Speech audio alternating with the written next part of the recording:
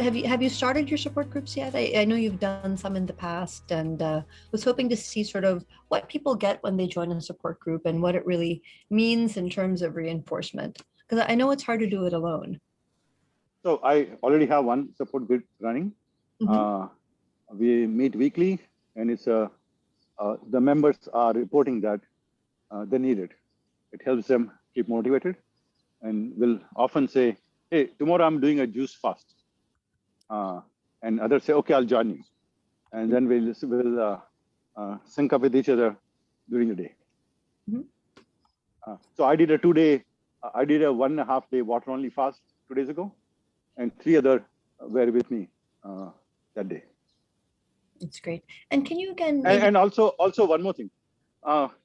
See, this group has been people who have been part of Lalit's Make My Health program, and he has given us a lot of information.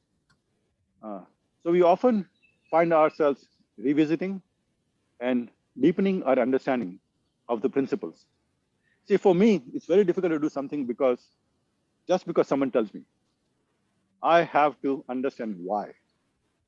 Okay, I used to do intermittent fasting for calorie control. Now I do it to keep my organs rest. Okay, so big difference for me. And can you talk a little bit also about sort of how you gave up some of the things so one of the things that people often tell me is when I talk to them about, oh, you should try to adopt a lifestyle that's going to control your diabetes. They say, I really can't give up this. And that particular thing is sort of the millstone around their neck, so to speak. So how did you decide? Because there must have been some things that you really enjoyed that you just had to say no to. And I know you were very driven by the overall motivation to make changes. How did you make the small little changes along the way? Because sometimes those little are as difficult as the big things. Yeah, so it's a very good question. In fact, I'm advising my niece who has 2 young kids. I'm saying, give them healthy habits now. And she said, oh, how do I take away milk from them? Okay. I said, no, you're not taking away milk. You're substituting. So I've changed my language. I'm not taking anything away. I'm substituting from something not so good to something better. And as a kid, I used to love playing marbles until I found something better. That's very helpful.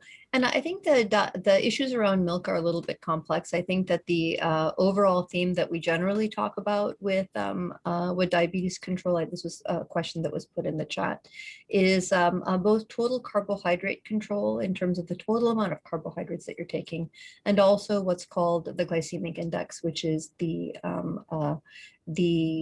bioavailability of the sugar. So is that carbohydrate more easy to digest or less easy to digest? And certainly, lactose, which is broken down into glucose, is fairly easy to digest for most of us. And many people, though, are lactose intolerant. And so they actually find that their allergies and a lot of other things get better when they stop milk and milk products, especially things that are not yogurt, which is a fermented milk product that tends to be both a little bit bioavailable, but also has a fairly good protein count. So I think that's one of the dilemmas that many people who are vegetarian have, is that when you're vegetarian, what are your protein sources? And most of the plants and vegetables have protein, but that's a thing that I think that you can work out with your dietitian. And there's a lot of groups that are coming out now with ideal diets.